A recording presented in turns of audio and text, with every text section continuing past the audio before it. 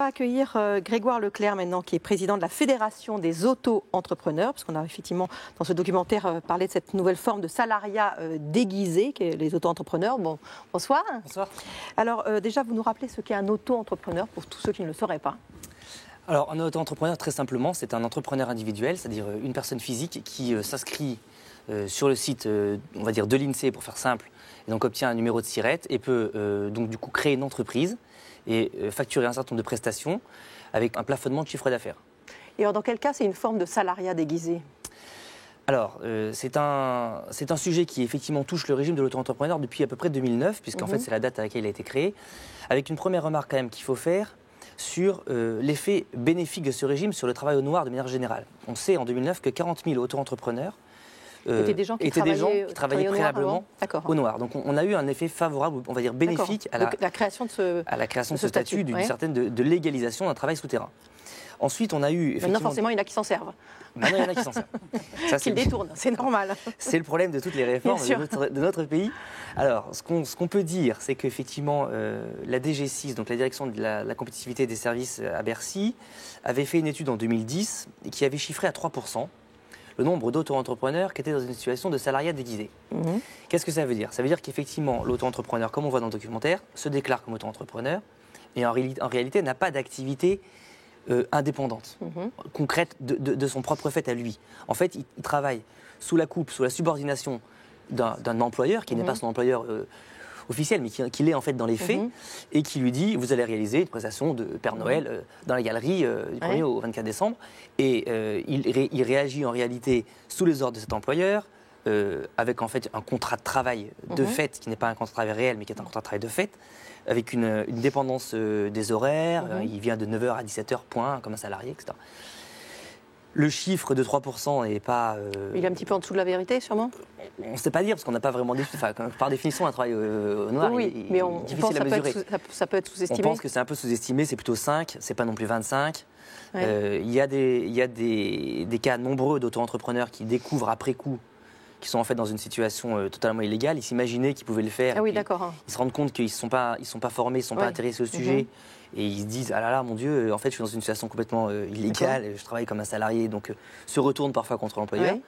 Et puis on a évidemment des employeurs qui, eux, sont beaucoup plus lucides sur l'illégalité du dispositif. C'est effectivement un exemple extrêmement intéressant. Globalement, quel que soit ce dont on a parlé comme travail dissimulé, gris au noir, sous-déclaré, tout ce que vous voulez, les solutions, c'est quoi ? Vous avez deux choses à faire. Principale chose, remettre la répression sur ses deux jambes, c'est-à-dire à la fois pénaliser le salarié et aussi l'employeur, parce que le salarié a toujours un intérêt à la fraude, au travail au noir. Et qu'il n'a pas peur parce qu'il ne risque rien. Et comme il ne risque rien, s'il se met à risquer une perte du droit aux prestations, etc., plus une sanction pénale éventuellement, en plus ça lui donnera une bonne raison de refuser d'être employé au noir. Et après, vous avez une autre mesure qui est peut-être plus révolutionnaire, mais qui aurait une très très grande efficacité dans la lutte contre le travail au noir et d'ailleurs dans la lutte contre la fraude fiscale et contre toute la criminalité, c'est la lutte contre le trafic d'argent liquide. Parce qu'en fait, le point d'orgue du travail au noir, c'est le cash. Et si vous ne travaillez pas sur le cash, vous ne pouvez pas juguler. Par contre, si vous vous mettez à travailler sur le cash, vous allez bloquer le travail. Surtout, vous bloquez les gens. Vous bloquez le travail au noir, vous bloquez la fraude fiscale, vous bloquez aussi toute la criminalité.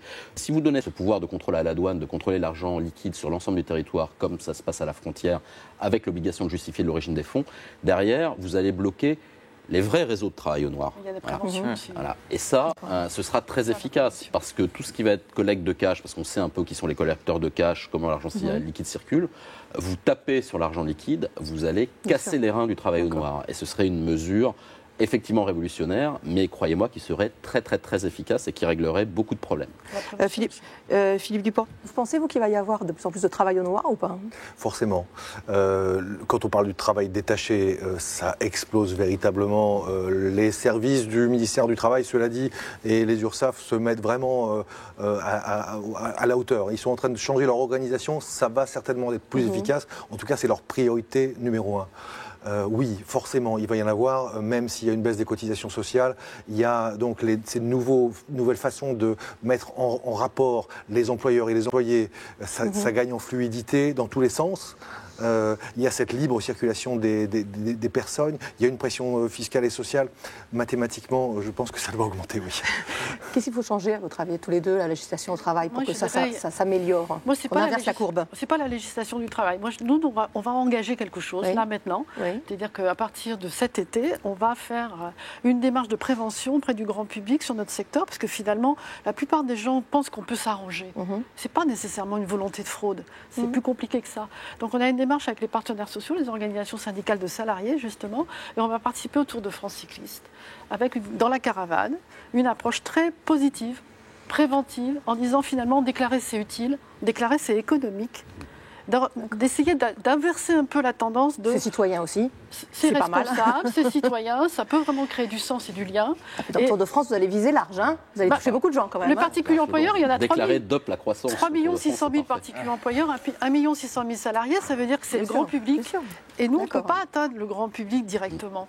Et donc avec ça, on va essayer, et on travaille avec les partenaires sociaux sur un programme pluriannuel de lutte contre le travail non déclaré dans le secteur de l'emploi à domicile, et on commence avec le Tour de France cette année. Un changement dans la législation nécessaire, quelque chose? Alors, oui, nous on se positionne vraiment, c'est pas qu'on est pour augmenter la fraude, mais à un moment donné, il y a aussi une réflexion qu'il faut avoir au niveau de la société et de l'évolution, de la relation qui peut exister entre un employé et un employeur.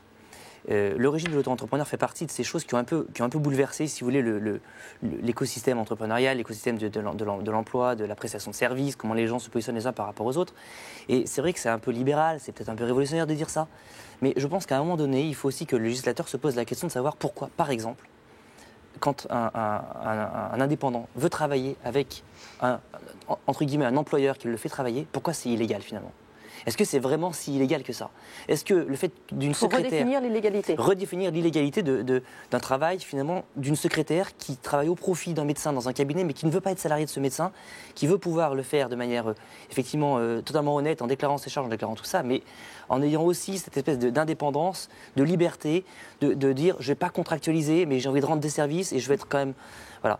Donc alors je ne sais pas, c'est peut-être très libéral, on n'est peut-être pas mûr. Il y a des pays anglo-saxons qui l'ont fait beaucoup plus tôt que nous. C'est une piste et il faut oser la poser. Parfait, merci beaucoup. Merci à tous les quatre. L'émission s'achève. Merci évidemment à tous ceux qui ont participé aussi au documentaire. Tout de suite, vous retrouvez l'équipe de C'est dans l'air et moi je vous retrouve mardi prochain, bien évidemment. Excellente fin de soirée à vous.